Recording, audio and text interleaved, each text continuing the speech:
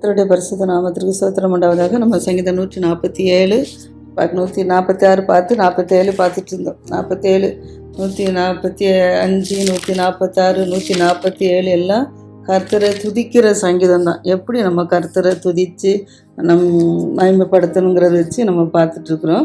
145 சங்கீதத்துலேருந்து தாவீது ஃபுல்லாக துதி தான். அதனால் நம்ம என்ன செய்யணுமா, கர்த்தரை என்ன செய்யணுமா, நம்ம எப்பொழுதும் துதிக்கணும். துதிக்கிச்சு நம்மளை கீர்த்தனம் பண்ணும்போது கர்த்தர் நம்மளை நினைச்சுறாரு, நம்மளை எருசலேமை நினைச்சுறாரு கட்டுறது போல் நம்மளை நினைச்சுறாரு, நம்மளை வந்து கட்டுறாரு. துரத்துண்டு போய் இருக்கிற இஸ்ரவேலரை எப்படி சேர்த்தாரோ இதே போல் நம்மளை நினைச்சாரு கர்த்தருடைய பக்கம் நம்மளை நினைச்சாரு சேர்த்து நம்மளை நினைச்சாரு ஆசீர்வதித்து உயர்த்த போகிறாரு. அதற்காக நம்ம என்ன செய்யணும்னா, அவருக்கு என்ன செய்யணும், நம்ம பயப்படணும். ஏன்னா கர்த்தர் வந்து பெரியவராக இருக்கிறாரு. அதனால் பெரியவரும் மகாபலமுள்ளவருமாக இருக்கிற கர்த்தர்கிட்டதெல்லாம் நினச்சது அறிவு இருக்கிறது. அதனால் நம்ம அவரிடத்துலேருந்து அறிவை நம்ம பெற்றுக்கொள்ளணும். அடுத்தல கர்த்தர் என்ன சாந்த குணமுள்ளவரை நினைச்சாரு உயர்த்துறாரு, துன்மார்க்கரை நினைச்சாரு தரை மட்டும் தாழ்த்துறாருன்னு சொல்லி பார்க்குறோம். அப்போ நமக்கு என்ன தேவணும், நமக்கு சாந்த குணம் வேணும். எல்லா காரியங்களிலும் நம்ம சாந்த குணமாக இருக்கும்போது கர்த்தரை நம்மளை நினைச்சுவார், நம்மளை உயர்த்துவார். ஆனால் வந்து நம்ம துன்மார்க்க குணத்துக்கு ஒப்பு கொடுத்துட்டோம் அப்படின்னா துன்மார்க்கரை நினைச்சுவார், தரையோட கர்த்தரை நினைச்சிருவார், தரை மட்டும் தாழ்த்துவார்னு சொல்லிட்டு. அதனால் நம்ம தாழ்த்தப்படாமல் இருக்கணும்னா நமக்கு இருந்து சாந்த குணம் வேணும். அடுத்தபடியாக கர்த்தர் சொல்றாரு, சாந்த குணமுள்ளவர்கள் அது எப்படி சாந்த குணம்லாம் இருந்தாரோ அதே போல் நம்மளை நினைச்சது சாந்த குணத்துக்கு ஒப்பு கொடுக்கணும். அடுத்தலாம் கர்த்தரை நம்ம நினைச்சணும், துதித்து நினைச்சணும், நம்ம பாடணும், பாடி நினைச்சணும், கர்த்தர் நாமத்தை நினைச்சணும், கொண்டாடணும். அப்போ கர்த்தரை துதியுடன் பாடுறதுக்கு கர்த்தரை எப்படி நம்ம கொண்டாடணும் அப்படின்னா என்ன செய்யணும், இன்னிசை முழங்கி சுரமண்டலம். தாவீது என்ன செய்யற, தாவீதுக்கு சுரமண்டலம் என்ன செய்யும் ரொம்ப பிடிக்கும். அதனால் அவர் சுரமண்டலத்தினால கீர்த்தனம் பண்ணுறதை நம்ம பார்க்குறோம். நம்மளும் என்ன செய்யணும்னா, நம்மளால் என்ற இசைகளோடு நம்ம என்ன செய்யணும், கர்த்தரை துதித்து என்ன செய்யணும், பாடணும். இசை என்றால் நம்ம ஒவ்வொருவருக்கும் இசைகளை இயக்க தெரியாது, ஆனால் கை இருக்குது. கர்த்தரை கைகளை கொட்டி என்ன செய்யலாம், நம்மளை கர்த்தரை துதித்து என்ன செய்யலாம், நம்மளை பாடலாம். அது ஒரு இசை தான். அதனால் நமக்கு தேவையானது நம்மகிட்ட மற்ற மியூசிக்கு இல்லை அப்படி நம்ம ஒன்றும் நினைக்கக்கூடாது. கர்த்தரை நினைச்சிரு கை கொட்டி நினைச்சிரு பாடி துதித்து நினைச்சணும், கர்த்தரை மகிமைப்படுத்துவோம். அடுத்தபடியாக கர்த்தரை என்ன செய்றாரு, வானத்தை என்ன செஞ்சார், மேகத்தினால் என்ன செஞ்சார், மூடி வச்சுக்கிறாரு. அடுத்தலாம் பூமியை என்ன செய்றாரு, மலையை இது ஆயத்தப்படுத்தி மலைகளில் புள்ளையும் கூட நினைச்சாரு அவர் முளைப்பிக்க வைக்கிறாரு சொல்லி பார்க்குறோம். ஆனால் கர்த்தர் நினைச்சாரு மிருக ஜீவன்களுக்கும் கூப்பிடுற காக்கை குஞ்சுகளுக்கும் கூட ஆகாரம் கொடுத்து போஷிக்கிறாரு. அப்படிப்பட்ட கர்த்தர் நம்மளை போஷிக்காமல் விடுவாரா, விட மாட்டார். அதுபோல் கர்த்தர் நினைச்சாரு, குதிரையின் பழத்தில் கர்த்தர் நினைச்ச மாட்டார், விருப்ப மாட்டாராம். வீரனுடைய கால்களிலும் நினைச்ச மாட்டாராம், பிரியப்பட மாட்டாராம். வீரன் நினைப்பேன் எனக்கு தான், நான் தான் நல்ல திறமைசாலி அப்படி இப்படின்னு சொல்லி நினைக்கலாம். ஆனால் கர்த்தர் அதிலலாம் என்ன செய்யலை, பிரியப்படலை. நமக்கு தன்னுமா கர்த்தருக்கு யாரு பயப்படணும், கர்த்தருக்கு பயந்து கர்த்தருடைய கிருபைக்கு யாரு காத்திருக்கிறார்களோ அவர்கள் மேலே தான் கர்த்தர் என்ன செய்கிறாரு, பிரியமாக இருக்கிறாருன்னு சொல்லி பார்க்குறோம். குதிரையின் பழத்தில் பிரியம் இல்லை, வீரனுடைய கால்களே பிரியம் இல்லை.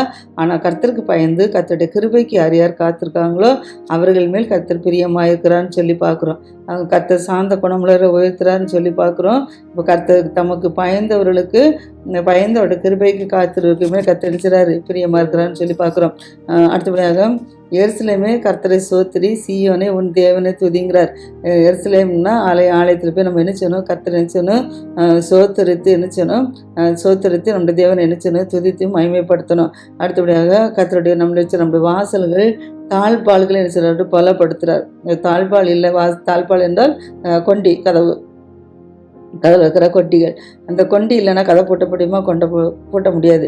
அப்போ அதே போல் நம்முடைய வாசல்களாகி நம்மளை என்ன செய்யணும், கர்த்தர் நம்மளை பலப்படுத்தணும். அப்படின்னா பலப்படுத்தி நம்முடைய பிள்ளைகளை கர்த்தர் என்ன செய்யணும், ஆசீர்வதிக்கணும்.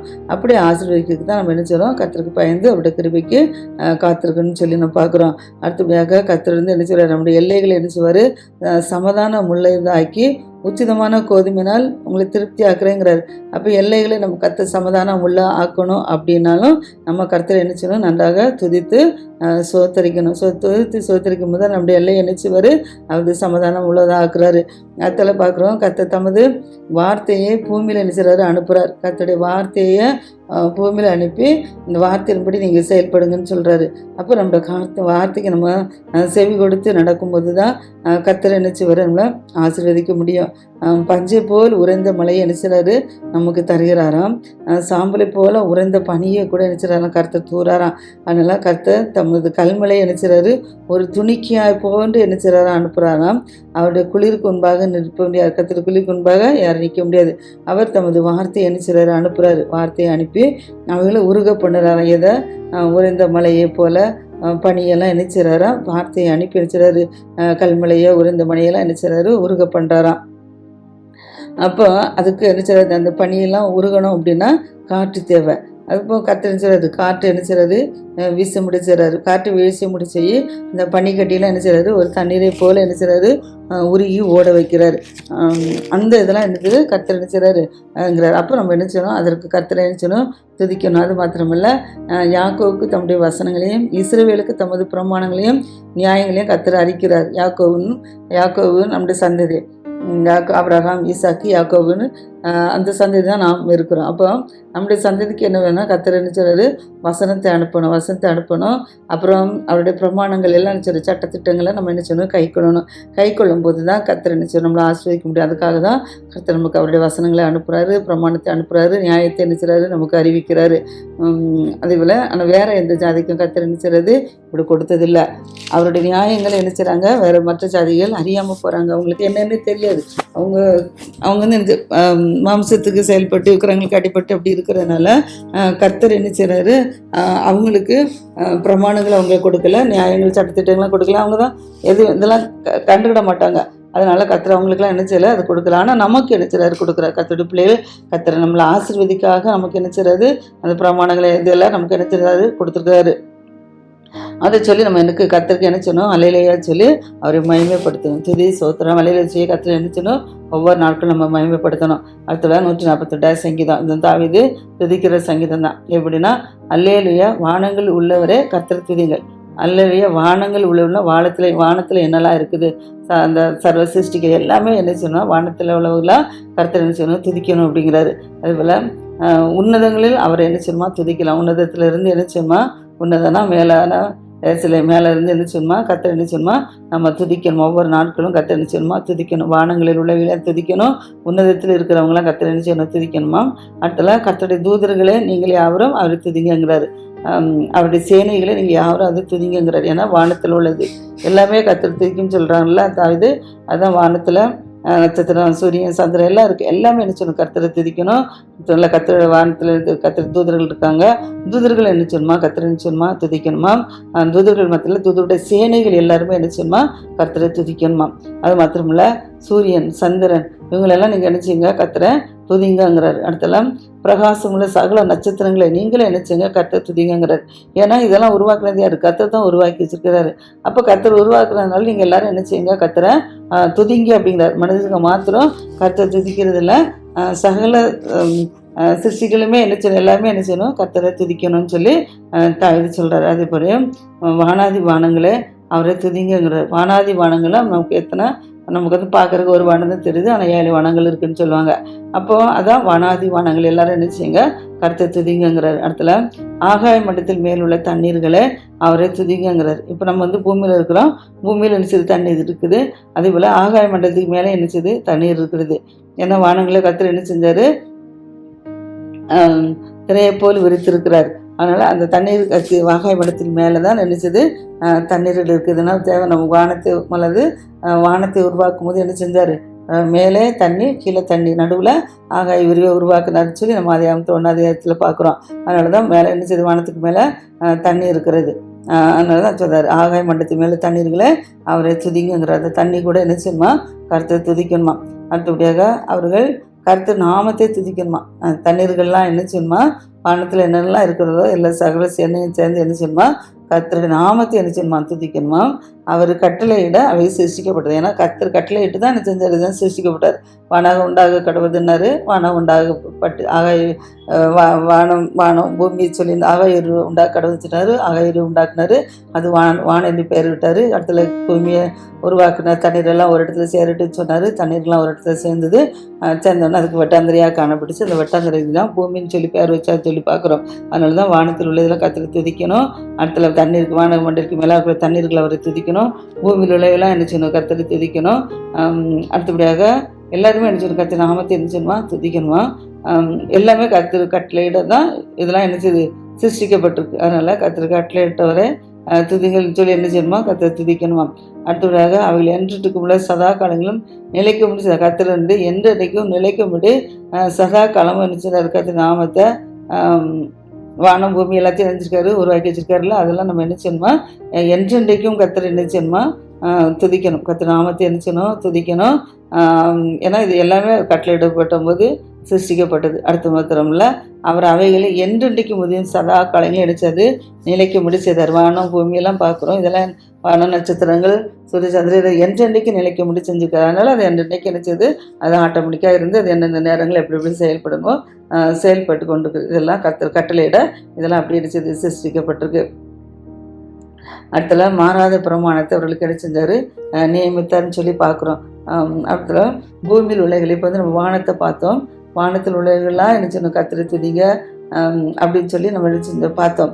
வானத்தில் என்னென்னலாம் கர்த்தரை துதிச்சுன்னு சொல்லி பார்த்தோம். இப்போ பூமியை பார்க்குறோம். பூமியில் உள்ளவையில் என்ன செய்யணுமா, கர்த்தரை துதிக்கணுமா. பூமியில் என்னதெல்லாம் இருக்குது, மகா மச்சங்கள் இருக்குது, ஆழங்கள் இருக்கிறது, அக்கினி இருக்கிறது, கல்மலை இருக்குது, உறைந்த மலை இருக்குது, மூடுபனி இருக்குது, அவர் அப்படி செய்யும் பெருங்காற்றுலாம் இருக்குது. இதுகளெல்லாம் கர்த்தர் என்ன செஞ்சார், எல்லாத்தையும் வானத்தில் வந்து என்ன செஞ்சார், எல்லாத்தையும் உருவாக்கி வச்சுருக்கிறாரு. அதில் தான் மகா மச்சங்கள் எல்லாம் இருக்குது. கடலில் கிடக்குது, எல்லாம் மச்சம் எல்லாம் தண்ணீரில் என்ன செய்யுது கிடைக்கிறது. இடத்துல கடல் என்னது ஒரு ஆழமாக இருக்குது. அக்கினியே கல்மலையை செய்தாது பூமியில் தான் சிலர் பெய்ய வைக்கிறாரு. உறைந்த மலை எங்கே இருக்குது, பூமியில் தான் இருக்கிறது. மூடு பண்ணி எங்கே இருக்குது, பூமியில் தான் இருக்குது. எல்லாமே என்ன செய்யணுமோ அவர் சொற்படி செய்யும் பெருங்காற்று என்கிறார். எல்லாமே நினைச்சணும் கர்த்தருடைய சொல்லுக்கு கேட்டு அதுக்காக தான் நினைச்சணும் அடங்கி இருக்கணும். அடுத்தபடியாக பூமியில் என்னது இருக்குது, மலைகள் இருக்குது, மலை இருக்குது, சகல மேடுகள் இருக்குது, கனி மரங்கள் இருக்குது, சகல கேதுர்கள்லாம் இருக்குதான். இந்த இது மலையில் இருக்கிற இந்த மேடுகள், கனிமரங்கள், கேதுர்களில் எல்லாம் காட்டு மரங்கள், சகல நாட்டு மரங்கள், ஊரும் பிராணிகள், இறகுல பறவைகள், இவை எல்லாமே என்ன செய்யணும், கர்த்தரை என்ன செய்யணும், துதிக்கணும், சோத்திரிக்கணும். அடுத்தபடியாக பூமியின் ராஜாக்களேங்கிறார். இப்போ பூமியில் நமக்கு மிருகங்கள் பறவைகளை பார்த்தோம். அடுத்தபடியாக பூமியில் யார் இருக்கா, ராஜாக்கள் இருக்கார். ராஜாக்களே, சகல ஜனங்களே, நம்ம என்ன செய்யணும், நம்ம ஜனங்களாக இருக்கிறோம். அதான் பிரபுக்களே, பூமியில் உள்ள சகல நியாயத்தில் பூமியை நியாயந்திருக்கிறது யார், பூமியெல்லாம் பார்க்குறது யார், பிரபுக்கள். பூமியின் ராஜாக்கள் என்ன செய்கிறாங்க, ராஜாக்களே, ஜனங்களே, பிரபுக்களே, பூமியில் சகல நியாயாதிபதியிலேங்கிறார். அப்போ நியாயந்திருப்பு காலத்தில் எல்லாமே செயல்படும். அதுக்கு நம்ம என்ன செய்யணும், பாதுகாப்பாக இருக்கணும். அந்த வாலிபரே, கனிகளே, முதிர் வயது உள்ளவர்களே, பிள்ளைகளே, கர்த்தரை துதிங்கிறார். அப்போ நம்ம வாலிப பிராயத்தில் இருந்தாலும் சரிதான், அது கன்னிகளாக இருந்தாலும் சரிதான், முதிர் வயதுள்ளவர்களாக இருந்தாலும் சரிதான், பிள்ளைகளை போன்ற சும்மா உள்ளவர்களாக இருந்தாலும் சரிதான், எல்லாரும் என்ன செய்யணும், கர்த்தரை என்ன செய்யணுமா, துதிக்கணுமா. கர்த்தரை மகிமைப்படுத்தி என்ன செய்யணும், துதிக்கணும்னு சொல்லி பார்க்குறோம். அடுத்தபடியாக அவர்கள் கர்த்தரின் துதிகளை என்ன செய்வாங்களாம், கர்த்தரின் நாமத்தினால என்ன செய்வாங்களாம், சொல்லி வருவாங்களாம். கர்த்தருடைய நாமத்தினால என்ன செய்யணும், அவருடைய துதிகளை என்ன சொல்லணும்.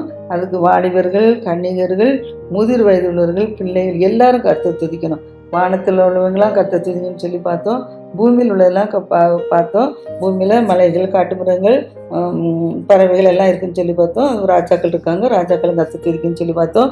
அடுத்த வாலிபர்கள், கன்னிகைகள், முதிர் வயது உள்ளவர்கள் எல்லாருமே என்ன செய்யணுமா, கர்த்தரை என்ன செய்யணுமா, துதிக்கணுமா. ஏன்னா கர்த்தருடைய நாமம் மாத்திரம் நினச்சிதான் உயர்ந்திருக்கிறது. அதனால எல்லாமே என்ன செய்யணும், கர்த்தர் நாமத்தை துதிக்கணும். அவருடைய நாமம் உயர்ந்ததாக இருப்பதனால அடுத்தல அவருடைய மகிமை பூமிக்கும் வானத்திற்கும் மேலானதான். கர்த்தருடைய மகிமை பூமியை விட வானத்தை விட என்னதான் மேலானதாக இருக்கிறதா. அவர் தம்முடைய பரிசுத்தவான்கள் யாவருக்கும் நினைச்சாரு, தமிழ் சேர்ந்து ஜனமாகிய இஸ்ரேல் புத்திரருக்கு கொண்டாட்டமாக நம்முடைய ஜனத்திற்கு ஒரு கொம்பை நினைச்சாரா உயர்த்தப்படுத்தினாராம். நம்முடைய பரிசுத்தவான்கள் யாவருக்கும் தமிழ் சேர்ந்து ஜனமாக இஸ்ரேல் புத்திரருக்கும் கொண்டாட்டமாக நம்முடைய ஜனத்துக்கு நினைச்சாரு ஒரு கொம்பை நினைச்சாரு, ஒரு உயர்த்தி வச்சுட்டான்னு சொல்லி பார்க்குறோம். அடுத்தபடியாக சங்கீதம் 149 இதன் கர்த்தரை துதிக்கிறது, கர்த்தரை புதுப்பாட்டு பாடுகிறதா. இது என்னென்னா, அல்லேலூயா, கர்த்தருக்கு புதுப்பாட்டு பாடுங்கிற. அப்படி கர்த்தரை துதிக்கிறது போல் கர்த்தருக்கு மாற்றுக்கு நினைச்சணும், புது பாடல்களை நினைச்சணும், பாடணும். புது பாடல்களை பாடி நினைச்சணும், அவரை நினைச்சு துதிக்கணும். அடுத்தல பரிசுத்தவான்கள் சபையில் அவருடைய துதி விளங்கணும். கர்த்தரை பாடி நினைச்சணும், புது பாடல்களை பாடி கர்த்தருடைய சபையில் நினைச்சணும், கர்த்தர் துதி விளங்கத்தக்கதாக நம்ம பாடணுமா. அடுத்தபோல இஸ்ரவேல் தன்னை உண்டாக்கினர் மகிழவும் சீயோன் குமாரர் தங்கள் ராஜாவில் களியுற கடவர்களாம். இஸ்ரவேல் புத்திரர் யார் இருக்குன்னா இது இஸ்ரவேல் தன்னை உண்டாக்கின மயிலும் சீயோன் குமாரர் தங்கள் ராஜாவிலும் களி கூறவும் கடவர்கள் அப்படிங்கிறார். அடுத்துல அவருடைய நாமத்தை என்ன செய்யுமா நடனத்தோட துதிக்கணுமா, தம்புருனாலும் கிண்ணறத்தினாலும் அவர் என்ன செய்யுமா கீர்த்தனம் பண்ணணும். நாமத்தை நடனத்தோடு துதிக்கணும். அடுத்த தம்புரு கிண்ணறத்தை வச்சு என்ன செய்யணும் கர்த்தரை கீர்த்தனம் பண்ணணுமா. கர்த்தர் தம்முடைய ஜனத்திற்கு சமாதானம் அருள்வாராம். கர்த்தருடைய பிள்ளைகள் ஒவ்வொருவருக்கும் கர்த்தர் என்ன செய்வார், சமாதானத்தை என்ன சொல்வாராம், அருள்வாராம். அடுத்தபடியாக கர்த்தருடைய ஜனத்தின் மேல் பிரியம் வைக்க கர்த்தருடைய ஜனத்தின் மேல் என்ன செய்கிறாரு, பிரியம் வைக்கிறார். எப்படி வானங்கள் பூமி சகல சிருஷ்டிக்கும் எப்படி கர்த்தர் மேல் பிரியம் வச்சிருக்கிறாரோ அதுபோல் கர்த்தர் நம்மளை என்ன செய்கிறாரு, ஜனத்தின் மேல் பிரியம் வச்சிருக்கிறாரு. சாந்த குணமுள்ளவர்களை என்ன செய்கிறாரு, சாந்த குணமுள்ளவர்களுக்கு ரட்சிப்பினால் என்ன செய்வாராம் அலங்கரிப்பார். யாருக்கெல்லாம் சாந்த குணம் இருக்கோ அவர்களுக்கு ரட்சிப்பின் வஸ்திரத்தை கத்தரிச்சுவார் கொடுப்பார். அதனால் அவங்க ரட்சிப்பின் வஸ்திரத்தை செய்வாங்க, அலங்கரித்து தன்னை பாதுகாத்து கொள்வாங்களா. அதனால் சாந்த குணத்துக்கு ஒப்பு கொடுக்குன்னு பார்க்குறோம். அடுத்தல பரிசுத்தவான்கள் என்ன செய்வாங்க, மகிமையோட களி கூறுவாங்களாம். இப்போ சாந்த குணமுள்ளவர்கள் எப்படி மேல் மலை மகிழ்ச்சியாக இருந்து ரட்சிப்பினால் கர்த்தர் அவங்களை அலங்கரிக்காங்களோ அவங்க என்ன செய்வாங்க, மகிமையோட பரிசுத்தவான்கள் மகிமையோட என்ன செய்வாங்க களி கூறுவாங்களாம். தங்கள் படுக்கையின் மேல் என்ன செய்வாங்களாம், அவங்க கெம்பரித்து கொண்டே இருப்பாங்களாம். கர்த்தர் மேல் பிரியம் வைக்கிறவங்க சாந்த குணம் உள்ளவர்கள் என்ன செய்வாங்க, தங்கள் படுக்கைகளை கூட என்ன செய்வாங்களாம், கெம்பரிப்பாங்களாம். அதனால ஜாதிகளத்தில் பழி வாங்கவும் ஜனங்களை தண்டிக்கவும் அவருடைய ராஜாக்களை சங்கிலிகளாலும் அவருடைய மேன்மக்களை இருப்பு விலங்கெல்லாம் கட்டவும் எழுதப்பட்ட நியாய தீர்ப்பை அவர்கள் பேர் என்ன செய்வாரா, செலுத்துவாராம். கர்த்தர் ஜாதி இடத்துல பழி வாங்குவார், ஜனங்களை தண்டிப்பார். அவருடைய ராஜாக்கள் சங்கிலிகள் நேர்மக்கள் இருப்பு விழாப்புகள் இவர்கள் என்ன செய்யணுமா, இருப்பு விழா கட்டணும்னா அது மாத்திரமல்ல எழுதப்பட்ட நியாய தீர்ப்பு அவர் பேரில் எழுந்தமா செலுத்தணும். யார் யார் நியாய தீர்ப்பு செலுத்துகிறாங்களோ அவர்கள் பேரில் என்ன செய்யணுமா எல்லாம் எழுதப்படணுமா. அடுத்தல கர்த்தர் அப்படி வாயில் என்ன செய்யணுமா, கர்த்தரை உயர்த்தும் துதி இருக்கணும். அவர்கள் கையில் இருபுறமும் கருக்குள்ள பட்டயமும் இருக்கணுமா. இந்த கணம் அவருடைய பரிசுத்தவான்கள் யாவருக்கும் உண்டாகும்னு சொல்கிறார். அப்போ கர்த்தருடைய மகிமை நமக்கு உண்டாகணும், துதி உண்டாகணும் அப்படின்னா நமக்கு இருபுறம் கருக்குள்ள பட்டயம் ஆகிய வேத வசனம் நமக்கு என்ன வேணும், அந்த வேத வசனத்தினால கர்த்தரை நம்ம என்ன செய்யணும், கணம் பண்ணணும். அவருடைய பரிசுத்தவான்கள் யாவருக்கும் கணம் உண்டாகத்தக்கதாக நம்ம என்ன செய்யணும், அவரை துதிக்கணும், அவரை அல்லேலூயா சொல்லி என்ன செய்யணும், மகிமைப்படுத்தணும். அடுத்தபடியாக சங்கீதம் 150 என்னென்னா அதுவும் நம்மளை என்ன செய்யணும்னா கர்த்தரை நம்ம துதிக்கணும் மகிமைப்படுத்தணும்னு சொல்லி நம்ம பார்க்குறோம். அதில் அல்லேலூயா தேவனை என்ன செய்யுங்க துதிங்கிறார். அல்லேலூயா சொல்லி நம்ம என்ன செய்யணும், கர்த்தரை துதிக்கணும் மகிமைப்படுத்தணும். அந்த இதில் தேவனை என்ன செய்யணும், அவருடைய பரிசுத்த ஸ்தலத்தில் போய் என்ன செய்யுமா கர்த்தரை துதிக்குமா. அவருடைய வல்லமை விளங்கும் ஆகாய உருவை பார்த்து என்ன செய்யணுமா, கர்த்தர் என்ன செய்யணுமா துதிக்கணுமா. வல்லமை விளங்குற துதியோடு ஆகாய உருவை பார்த்து நம்ம என்ன செய்யணுமா, கர்த்தரை துதிக்கணுமா. ஏன்னா வல்லமை எங்கிற கர்த்தர் வானத்தில் இருக்கிறாரு, பரலோகத்திலிருந்து நமக்கு நினைக்கிறாரு, ஆகாய விரிவு மூலமாக உருவாக்கி வச்சுருக்காரு. அப்போ நம்ம இந்த ஆகாய விரிவெல்லாம் சேர்ந்து நம்ம நினைச்சோம் பரிசுத்த ஸ்தலத்துலேருந்து கர்த்தர் நினைச்சோன்னா அவர் ஆகாய விரிவை பார்த்து கர்த்தர் நினைச்சணுமா துதிக்கணுமா. அவருடைய வல்லமையில் கிரியைகளுக்காக நம்ம நினைச்சோமா கர்த்தரை துதிக்கணுமா. அவருடைய வல்லமையில் கிரியைகளுக்காக கர்த்தரை துதிக்கணும். ஆட்சியமாக பொருந்தோட மகத்துவத்திற்காக நம்ம என்ன செய்யணும், கர்த்தரை என்ன செய்யணும் துதிக்கணும். அது மாத்திரமில்ல எக்கால துணியோடு என்ன செய்யணும், அவரை துதிக்கணும். வீணையோடும் சுர மண்டலத்தோடு என்ன செய்யணுமா கர்த்தரை துதிக்கணுமா. தம்புரோடும் நடனத்தோடும் அவரை என்ன செய்யணுமா துதிக்கணுமா. யாழோடும் தீங்களோடும் கர்த்தரை என்ன செய்யணுமா துதிக்கணுமா. ஓசையில் கைத்தலங்களோட கர்த்தரை என்ன செய்யணுமா துதிக்கணுமா. பேரரசியில் கைத்தலங்களோட என்ன செய்யணுமா அவரை துதிக்கணுமா. சுவாசமில் யாவும் என்ன செய்யணுமா கர்த்தரை துதிக்கணுமா. எல்லாம் கர்த்தரை துதித்து என்ன செய்யணும் அல்லேலூயா சொல்லுவோம். இதோட சங்கீதம் தாவீதோட சங்கீதம் 150 முடிஞ்சிச்சு. அப்போ நம்ம ஒவ்வொரு நாட்களும் என்ன செய்யணும், கர்த்தரை துதித்து சோத்திரித்து மகிமைப்படுத்தி அல்லேலூயா சொல்லி என்ன செய்யணும். துதிக்கும்போது கர்த்தர் நம்மளை என்ன செய்வார், நம்மளை ஆசீர்வதித்து உயர்த்துவார். அதாக கர்த்தர் தாமே இதை ஆசீர்வதிப்பாராக. ஆமென்.